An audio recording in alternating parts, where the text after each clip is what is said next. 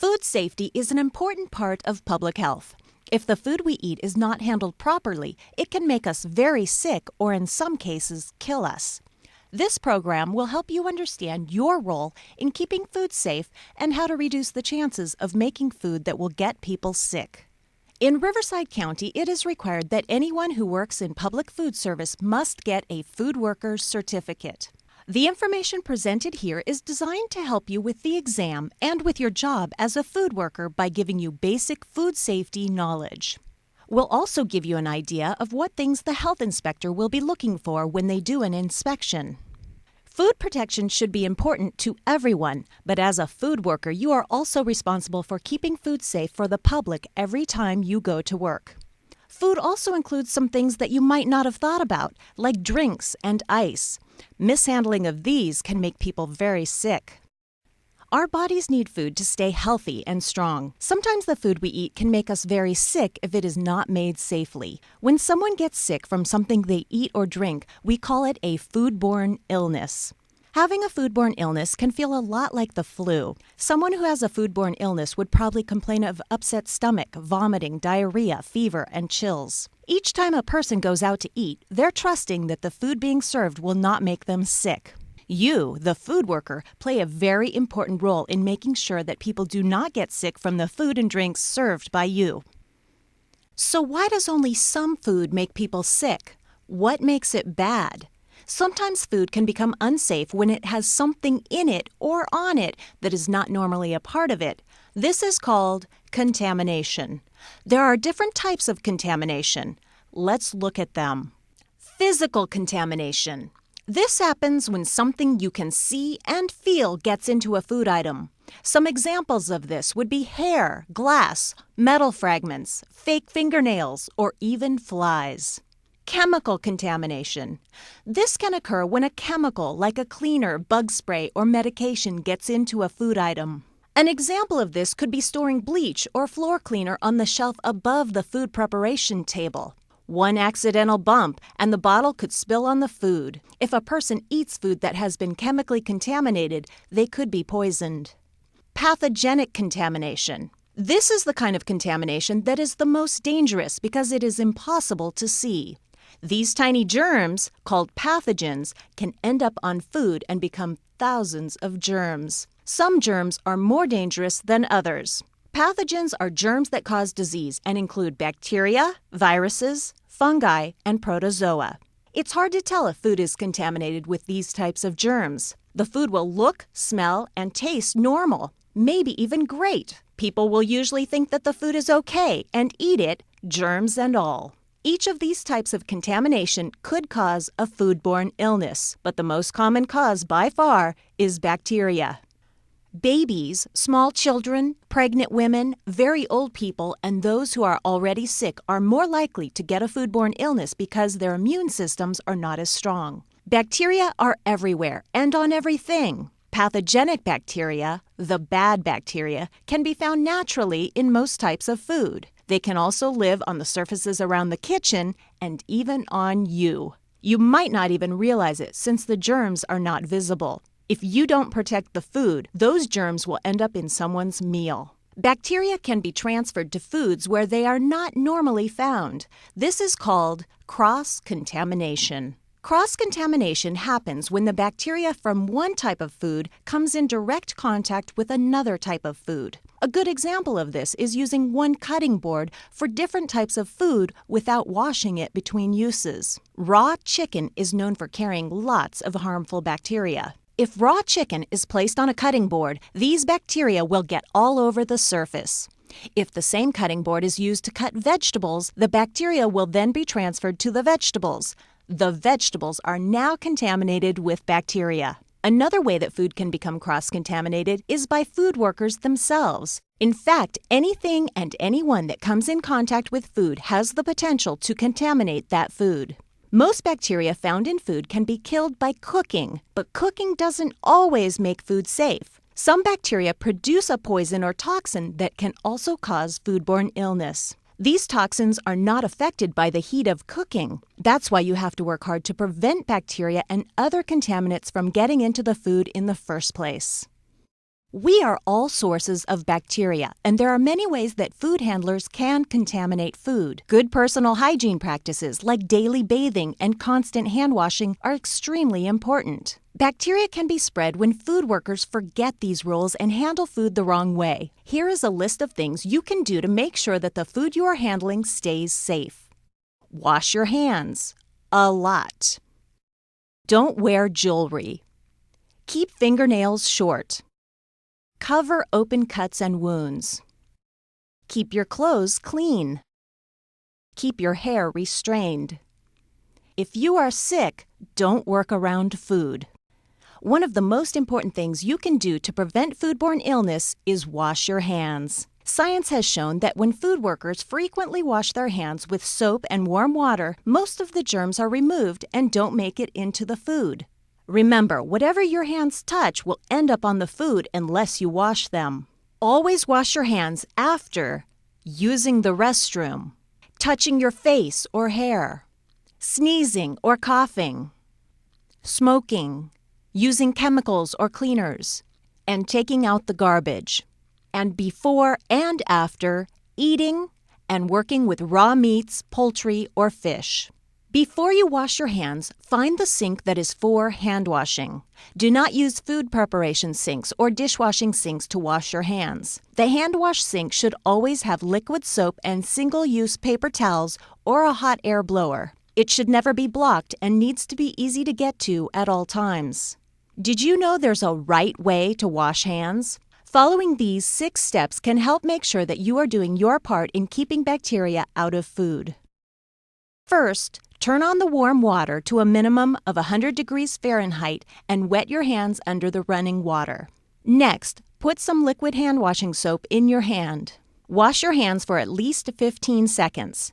It might be easy to time this by singing a song like Happy Birthday 2 times in your head or saying the alphabet slowly. Rub your hands together to make a lather, making sure to get in between all of your fingers and under your fingernails. Also, scrub the backs of your hands and all the way up to your elbows. When you have finished, rinse the soap off with warm, clear water. Dry your hands with a paper towel or hot air blower. Use the paper towel to turn off the water so you don't pick up more germs.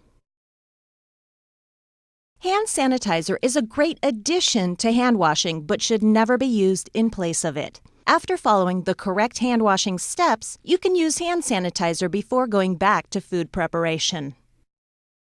Wearing gloves when you make food is also a nice addition to hand washing but is not generally a requirement.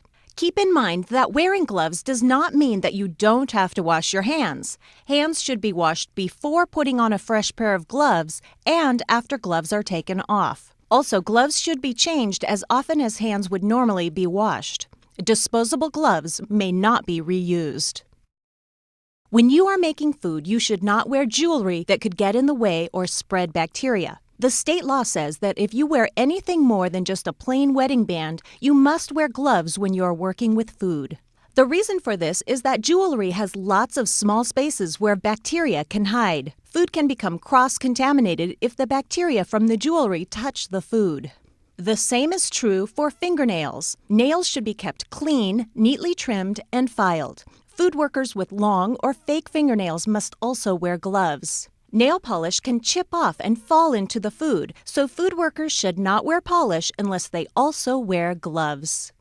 Every human being carries bacteria in their body. This means you can be a source of contamination if you are not careful. If you have any cuts, open sores, or rashes on your hands or forearms, you must cover them with bandages and wear gloves when working with food. If not, the bacteria, blood, or pus from your body can get into the food.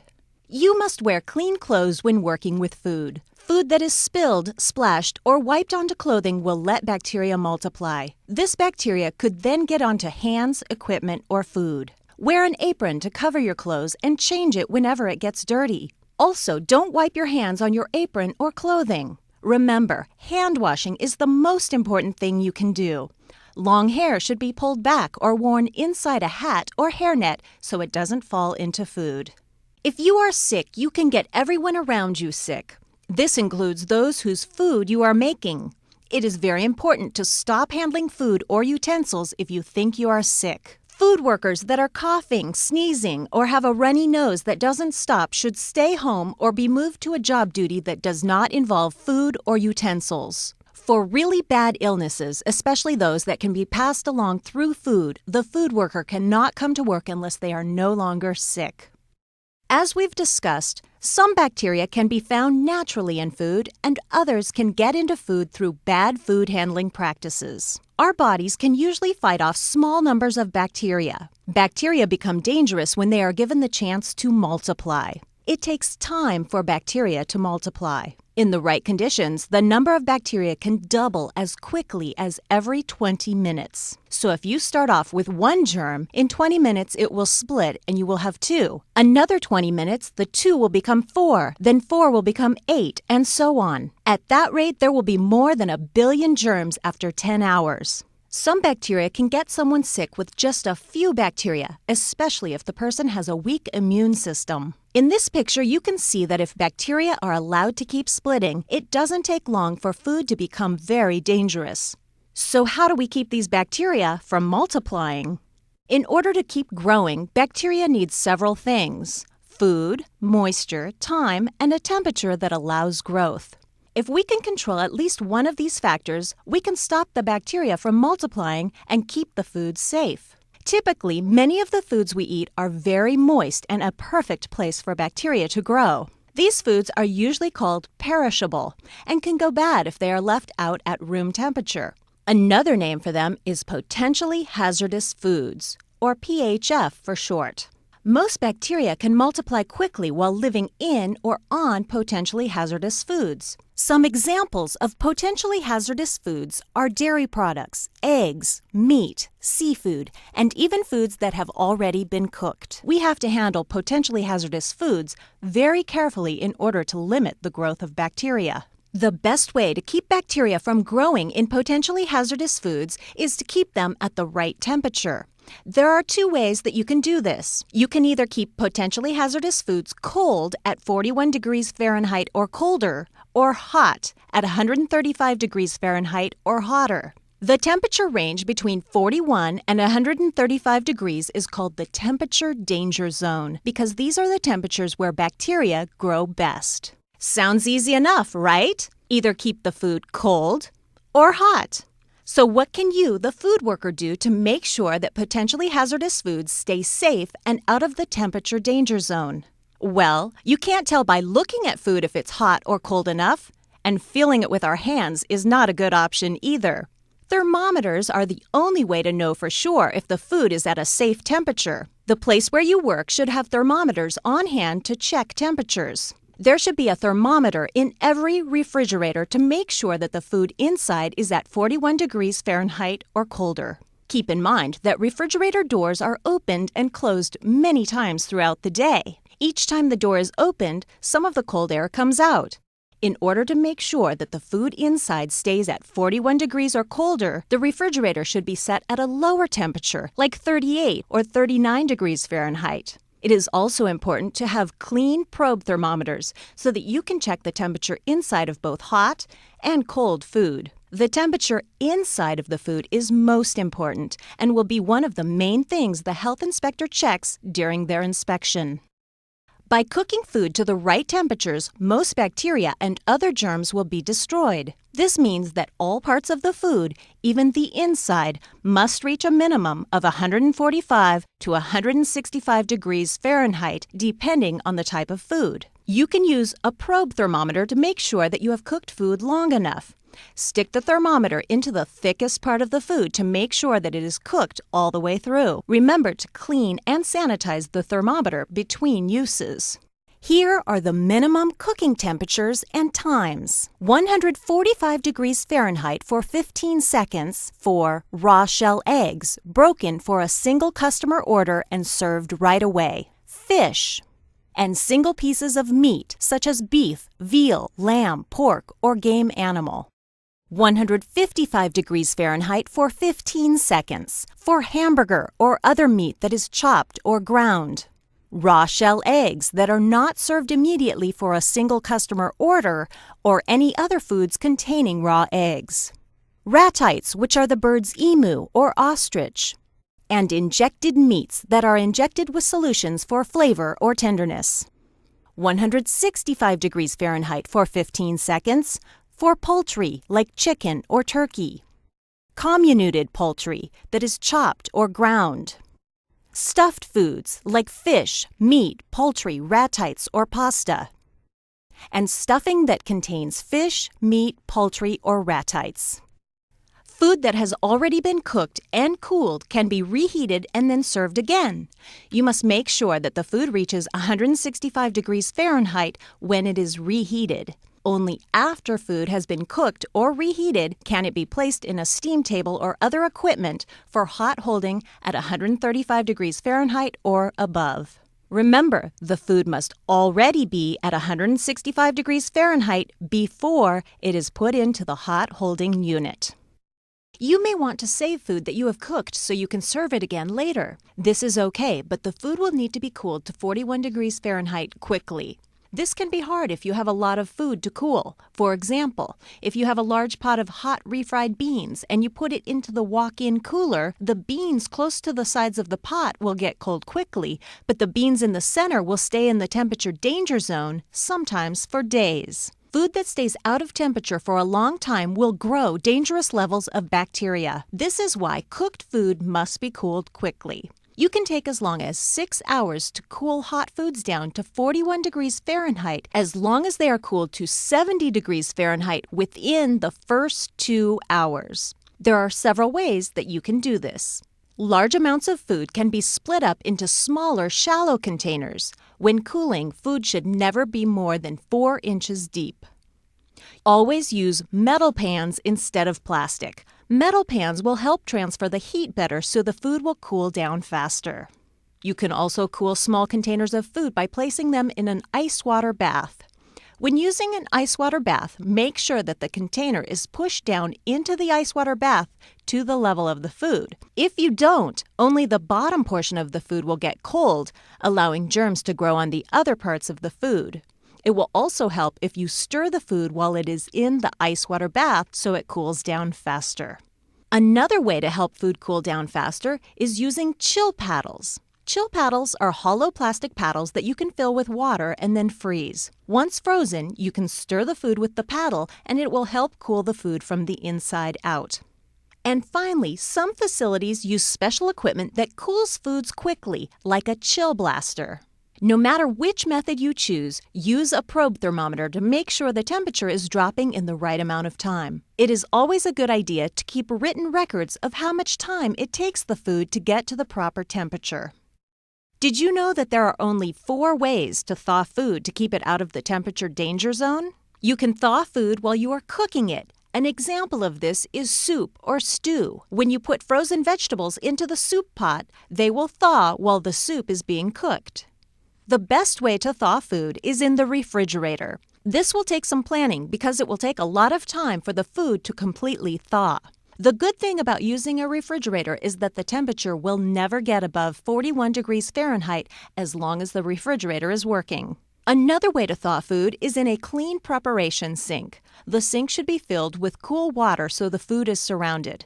The faucet should be turned on so that the cool water is running over the frozen food. The cool water will thaw the food and flush away particles, but won't allow it to reach dangerous temperatures. The last way you can thaw food is in the microwave. This is a very fast way to thaw food. If you choose to use the microwave to thaw frozen food, keep in mind that the food needs to be used as soon as it is done defrosting. Do you know the difference between cleaning and sanitizing? Cleaning is the same as washing and rinsing. Washing and rinsing gets rid of the leftover food and grease. Sanitizing kills the germs. Items need to be washed, rinsed, and sanitized after every use and sometimes more often. Utensils that are used for serving or cutting all day should be cleaned at least every 4 hours. In order to wash the dishes by hand, you need a 3-compartment sink, which is one large sink area with 3 sinks in it. 3 compartments are needed so that you can wash, then rinse, and also sanitize the dishes and utensils. There are 4 steps to make sure that the dishes, silverware, cooking utensils, and other food contact surfaces are safe to use. The 4 steps should be done in this order because if done incorrectly, germs might survive and people could get sick. Step 1 is dishwashing. Dishwashing is a very important part of food safety. After you scrape all of the food and trash off of the dish, wash it in hot 100-degree Fahrenheit water. This will take place in the first compartment of the 3-compartment sink. You can use regular dish soap and some sort of tool that will help you scrub the dish like a brush or a cloth. Step 2 is to rinse with warm water in the 2nd compartment to remove all soap and bubbles from the dish. After the dish is rinsed, it should be placed in the 3rd compartment for Step 3. Step 3 is sanitization. The 3rd compartment should be filled with water and one of the approved sanitizers, either chlorine bleach, quaternary ammonia, or iodine. The dish should be placed under the sanitizer water for 30 to 60 seconds, depending on what type of sanitizer you are using. If you're using 100 parts per million concentration of chlorine bleach, you will need to soak the dishes for 30 seconds. For 200 parts per million concentration of quaternary ammonia, the dishes should soak for 60 seconds. If you're using 25 parts per million concentration of iodine, the dishes should soak for 60 seconds. If you sanitize using hot water at 171 degrees Fahrenheit, the dishes should soak for 30 seconds. Step 4 is air drying. After the dishes have been washed, rinsed, and sanitized, they should be air dried and then put away. Do not use a dish towel to dry them or you might recontaminate the dishes. No matter which method you use to sanitize the dishes, you will need to use testing strips to show that the dishes are getting sanitized. There are special testing strips to use with the different kinds of sanitizers. When they are dipped into the sanitizer solution, the strip will change color depending on how much sanitizer is in the water. The testing strips for chlorine sanitizer start out white and change to a bluish purple. You can compare the color to the key on the side of the container. This will tell you how much sanitizer you have in the water. The chart below shows that chlorine sanitizer should measure 100 parts per million, or ppm. That means for every million parts of water, you would add 100 parts of chlorine. This is about 1 capful of bleach for every gallon of water. At 100 parts per million, chlorine sanitizer will kill bacteria. If the reading on the strip is lower than 100 ppm, then you will need to add more sanitizer. If it is higher than 100 ppm, then you should add more water. Keep testing the water until you get the right mix of water and sanitizer. The strips for quaternary ammonia and iodine sanitizers can be used the same way. Follow the chart to make sure you have the right amount every time you set up the sanitizer solution. Some places have machines that will automatically wash, rinse, and sanitize the dishes. Dish machines are pretty easy to use, but they still need attention. Some dish machines use chemical sanitizers, similar to those we talked about for hand washing dishes. Other dish machines use very hot water to sanitize dishes. These high-temperature dish machines should have some type of built-in thermometer to measure the temperature of the water. When it reaches the plate, the water should measure 160 degrees Fahrenheit. Dish machines need to be checked every day to make sure they are working.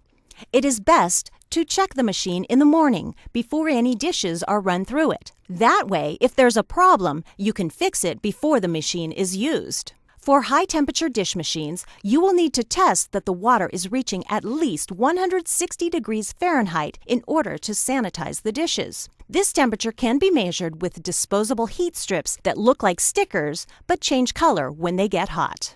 Dishes and silverware aren't the only things that need to be cleaned.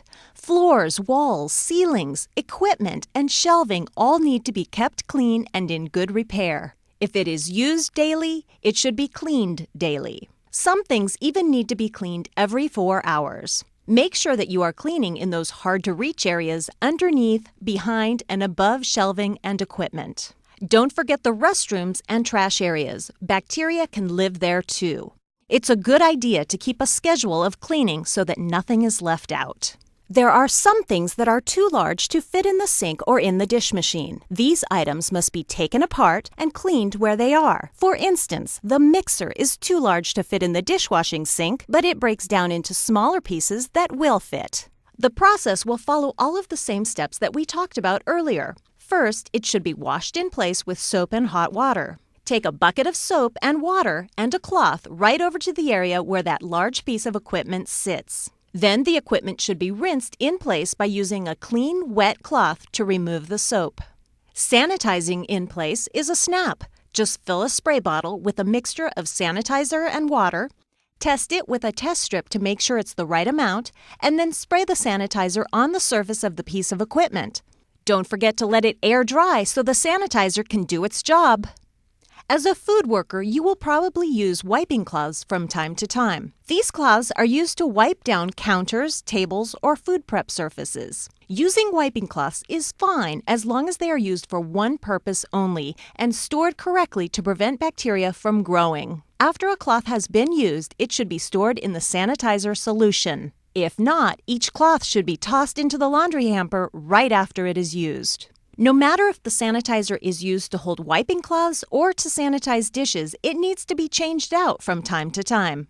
The sanitizer will get used up and there will be nothing left to kill the bacteria. Test it often. If the testing strip shows that the sanitizer level is too low, it should be drained and replaced with a fresh mixture. If there's not enough sanitizer in the bucket, you're left with a bunch of dirty water with lots of germs to spread around. Food protection is a very important job. As a food worker, it's your duty to protect the food from the moment it comes in the door until it's served to the customer. When food is delivered, you should look at it carefully to make sure it's not damaged, contaminated, or tampered with. Cold foods should be delivered in a refrigerated truck or packed in ice. If you do not feel that the food that has been delivered is safe, you should not accept the order. Never accept dented cans, damaged packaging, or potentially hazardous foods that are in the temperature danger zone. Once the order has been accepted, it should be put away as quickly as possible. You should always store food inside the building and in an area where it will be safe. This means that food should be stored in areas that are only for food storage. Never store food in the same place as cleaners, chemicals, or personal items. In a refrigerator, the way the potentially hazardous foods are stored is very important to food safety.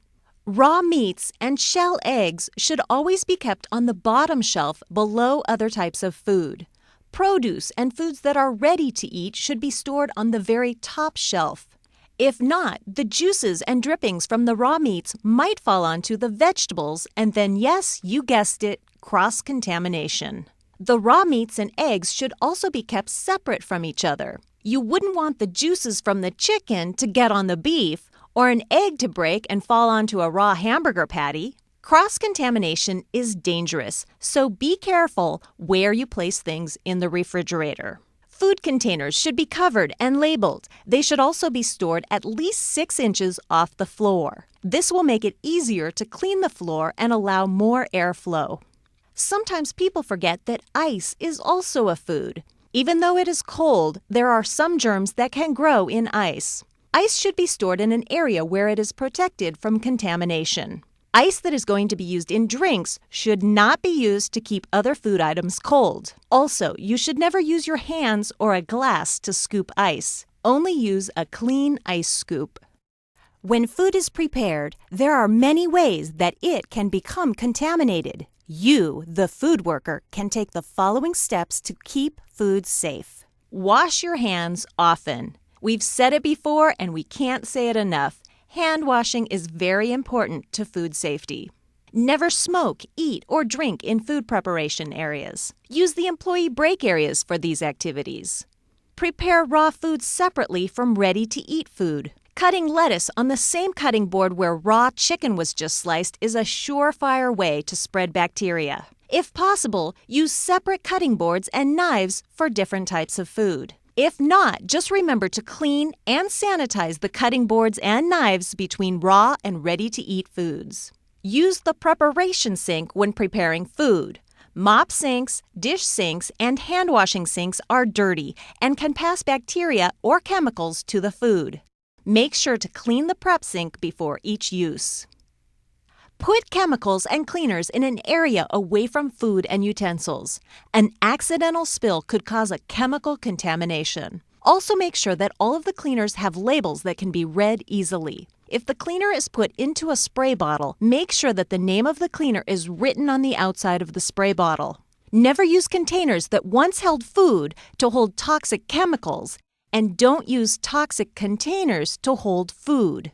The light bulbs in the areas where food is made should be shatterproof or have some sort of protective shield around them. That way, if the bulbs break, the tiny pieces of glass will not fall into the food. When you are making food, follow good hygiene practices. You need to be careful that things like fingernails and hair don't make it into the food. When you serve food, try to use a utensil like a spatula or spoon. When you pick up plates, glasses, or silverware, make sure that you don't touch the part that will touch the customer's mouth. Leftover food should never be served to other customers. If the food has been served once, it should not be served again. Even if the customer didn't touch their food, it has to be thrown away. Only unopened, packaged foods like crackers and condiments can be restocked. All food made for the public must come from an approved source. An approved source is a place where the food is made that has been inspected by the government. Food for the public cannot be made in a private home because private homes are not inspected or regulated in any way. Basically, there's no way to tell if the food is safe. Make sure that all food deliveries come from an approved source.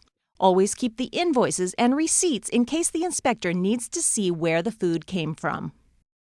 Sometimes people like their food not fully cooked, and some food items are not meant to be completely cooked, like raw sushi and hollandaise sauce that is made with raw eggs. It is okay to make the food the way the customer wants it as long as they know that it is not fully cooked. If the customer orders the food undercooked, it is safe to say that they know what they are getting. But if the food they order is made with raw or undercooked ingredients, then they need to be told either directly or in writing on the menu.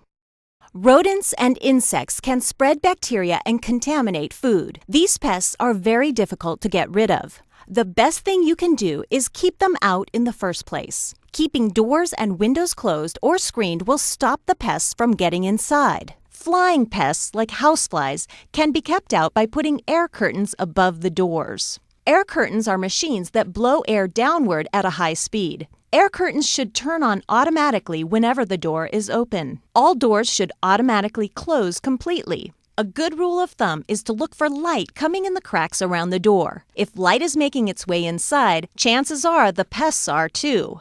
Rodents and cockroaches can flatten themselves and squeeze through very small openings.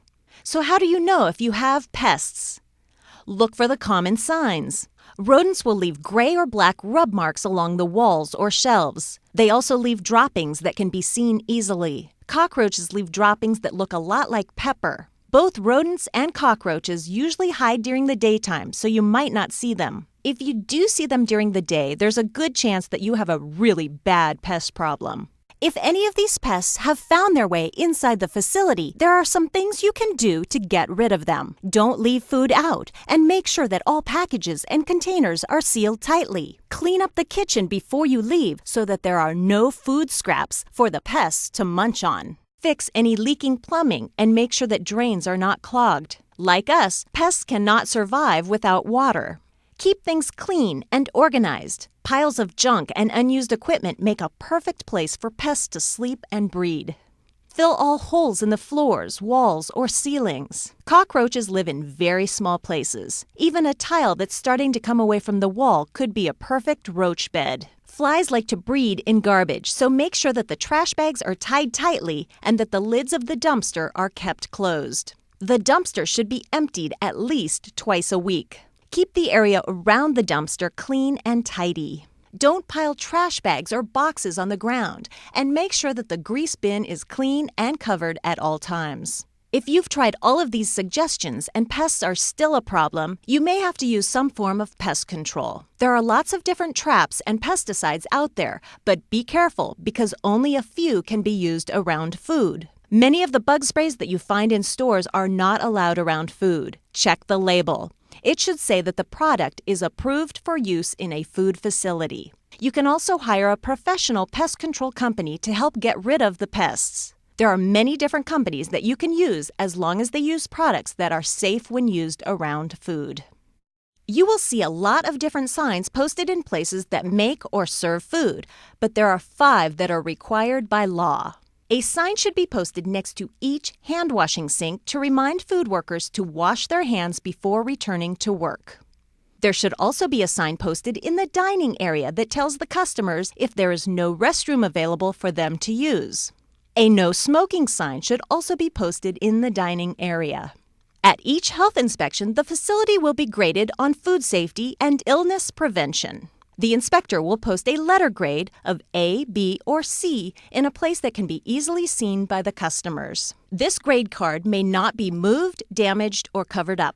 Only an employee of the Environmental Health Department can take the card down once it has been posted. And the final sign is a public notice telling customers and other members of the public that they can ask to see a copy of the last environmental health inspection report at any time. It is against the law to refuse to show them the report.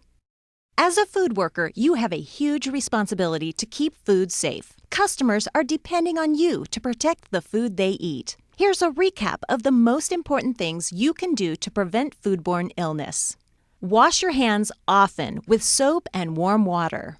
Don't handle food if you are sick.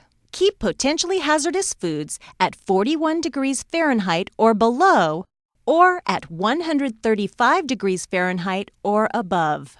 Cook meats, fish, and eggs all the way through. Cool potentially hazardous foods as fast as you can. Wash, rinse, and sanitize food contact surfaces and dishes. Only use food from approved sources. As an employee of a food facility, you are a first-line defender of our nation's food supply. In this day and age, the threat of an attack that is meant to kill or make people sick is very real, and we need to work together to protect ourselves.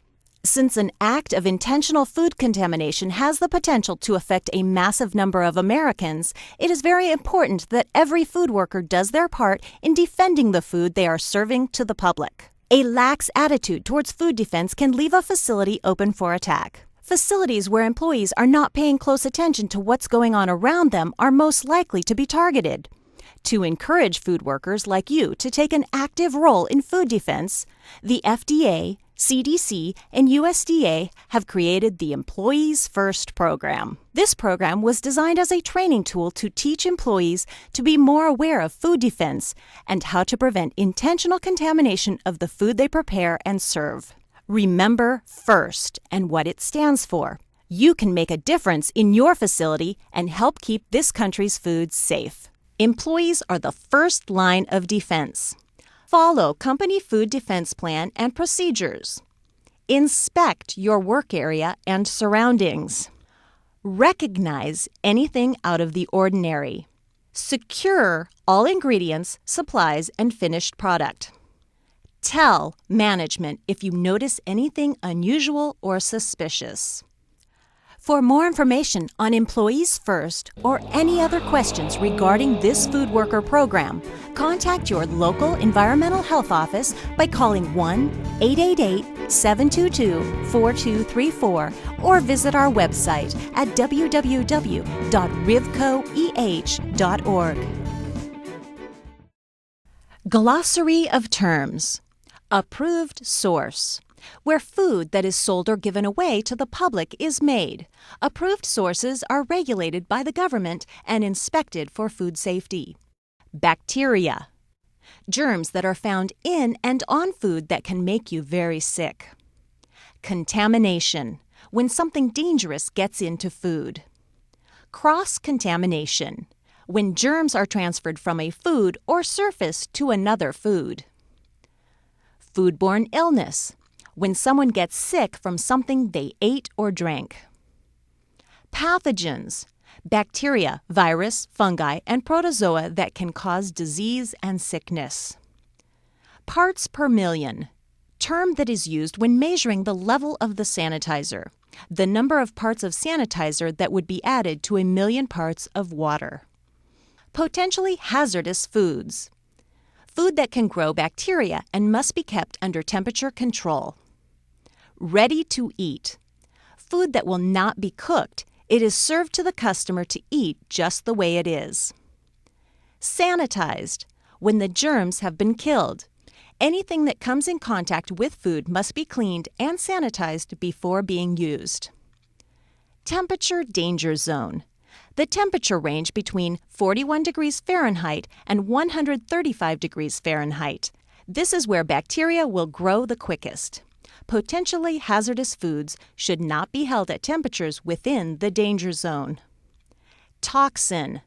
Poison produced by pathogens.